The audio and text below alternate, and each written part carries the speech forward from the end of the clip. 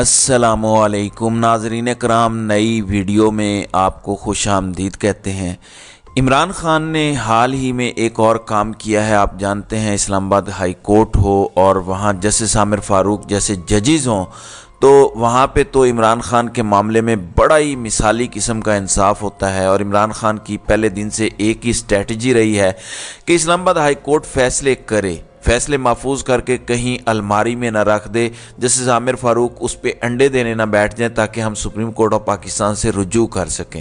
یہ supreme court والی strategy کام دکھاتی نظر آ رہی ہے۔ ایک تو جو اسلام آباد ہائی کورٹ نے عمران خان کی سائفر کیس کے اندر ضمانت خارج کر دی تھی، عمران خان نے اس ضمانت کو چیلنج کر رکھا ہے سپریم کورٹ کے اندر، اور اس پٹیشن پر نمبر لاٹ کر دیا گیا ہے۔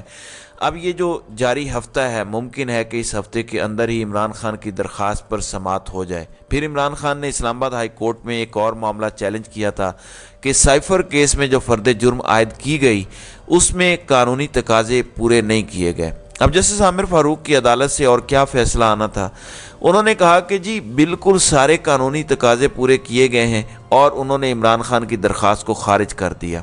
اب آج کورٹ رپورٹرز کے مطابق عمران خان نے سائفر کیس میں فرد جرم کی کارروائی کے خلاف سپریم کورٹ آف پاکستان سے رجوع کرنے کا فیصلہ کر لیا ہے۔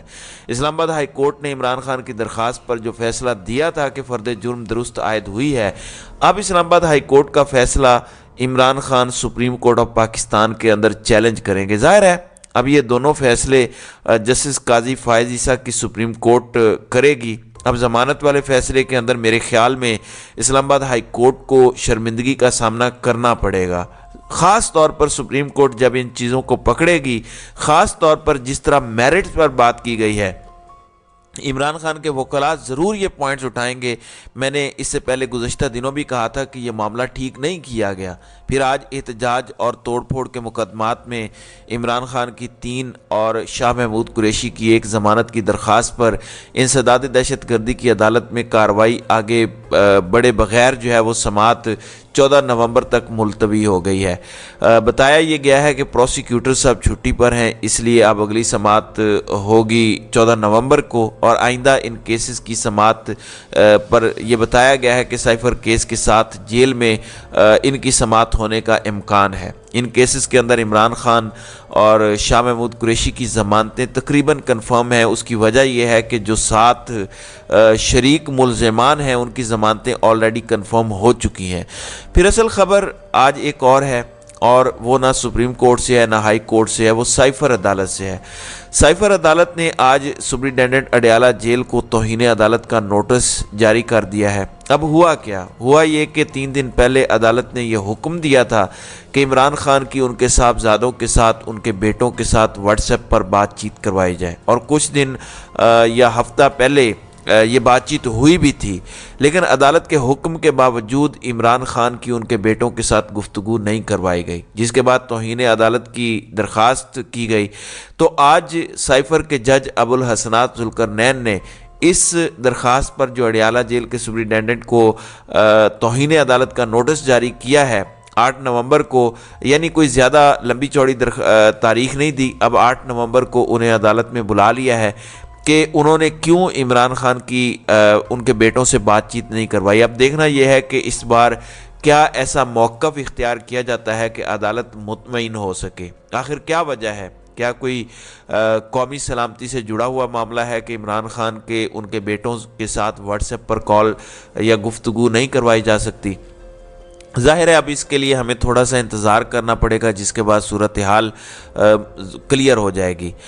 پھر ایک بات بڑی دلچسپ ہے، اور وہ آج لاہور کے اندر ہے۔ لاہور میں ایک تو آج نواز شریف نے ماڈل ٹاؤن سیکرٹریٹ کا دورہ کیا، اس موقع پر کچھ بکرے بھی ذبح کیے گئے، صدقہ بھی دیا گیا، لیکن دلچسپ بات یہ ہے کہ مسلم لیگ نون پنجاب کی قیادت تو تھی، جس میں احسن اقبال خواجہ، آصف خواجہ سعد رفیق وغیرہ تھے، کچھ دیگر لوگ بھی تھے، لیکن سندھ سے بشیر میمن بھی آئے ہوئے تھے، اور بشیر میمن جیسے لوگوں کا ہونا یہ مسلم لیگ نون کی حکمت عملی کا حصہ ہے۔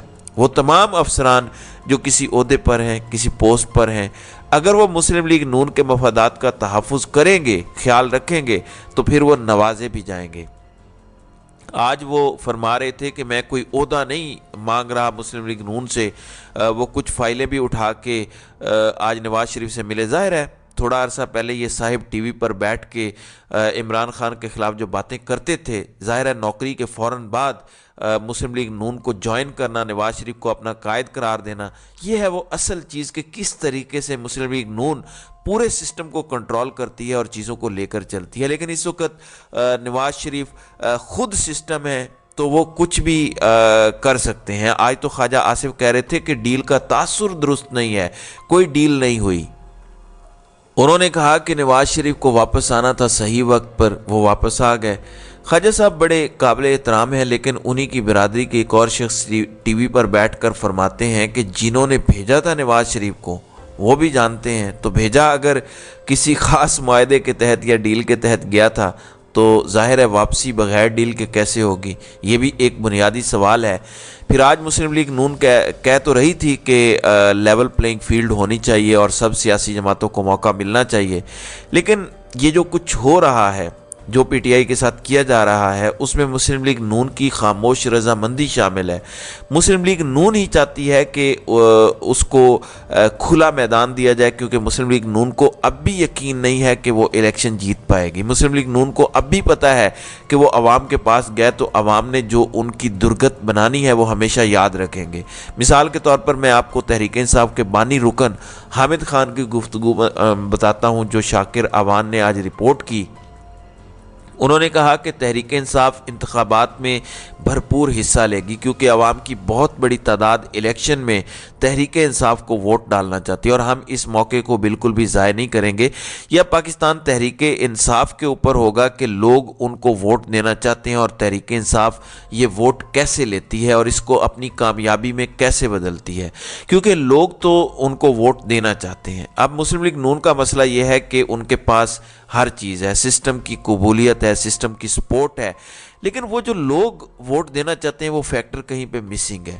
پھر لاہور میں ایک اور بہت ہی دلچسپ معاملہ ہے، چونکہ وکلاء گرفتار ہو رہے ہیں، وکلاء کے گھروں پہ چھاپے مارے جا رہے ہیں۔ یہ ہم نے پہلے کبھی نہیں دیکھا، ماضی میں کسی کی اس طرح سے ہمت اور جرت نہیں ہوئی۔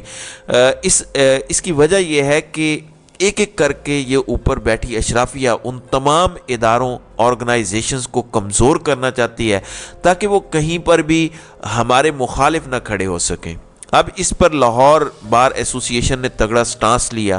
انہوں نے کہا کہ اگر پنجاب پولیس، حالانکہ پہلے بھی سی سی پی او نے ان کو یقین دہانی کرائی تھی، تو انہوں نے کہا کہ اگر پنجاب پولیس نے یہ سب کچھ کرنا ہے تو پھر لاہور کی عدالتوں کے اندر ہم پولیس کو داخل نہیں ہونے دیں گے۔ اب ظاہر ہے یہ ان کا اختیار بھی ہے، وہ وکلاء کے نمائندے ہیں جو لاہور بار ایسوسی ایشن ہے، اور کالا کوٹ ایک طاقت ہے، اور وہاں پہ پھر جب آپ آئیں گے تو پھر مسائل آپ کے لیے بھی ہوں گے۔ تو اس کے بعد اب پنجاب پولیس کی بھاری نفری وہاں پہنچائی گئی ہے۔ بھلا آپ سیشن کورٹ کے اندر یا عدالتوں کے اندر وکلاء کو پولیس کی بہت بڑی تعداد دکھا کے ڈرانا چاہتے ہیں؟ کیا وہ ڈر جائیں گے؟ آپ کو لگتا ہے اس بات سے؟ یہ پولیس کو سمجھنا چاہیے کہ آخر آپ کو کہاں پہ آنا ہے۔ مثال کے طور پر ان وکلاء کو اگر آپ گرفتار کریں گے بھی تو عدالتوں میں ہی آپ نے آنا ہے، تو عدالتیں تو ان کا گھر ہیں، تو کب تک وکلاء کے ساتھ آپ لڑیں گے؟ نہیں لڑ سکتے آپ۔ اور پنجاب پولیس کو ویسے بھی عقل سے کام لینا چاہیے۔ دیکھیں اگر کوئی غلط چیز ہے تو اس کو اچھے طریقے سے، قانونی طریقے سے ہینڈل کیا جائے، نہ کہ آپ نے ہر چیز کو رگڑا لگایا ہوا ہے۔ آپ نے پاکستان کے اندر جو سلسلہ شروع کیا ہے اور پنجاب پولیس نے پچھلے تھوڑے عرصے کے دوران جس طریقے سے انصاف کا خون کیا ہے، جس طریقے سے غنڈہ گردی کا مظاہرہ کیا ہے، یقین مانیے ایسے واقعات ہیں جو بیان بھی نہیں کیے جا سکتے۔ آخر آپ کو بھی تو کہیں نہ کہیں جواب دہ ہونا پڑے گا۔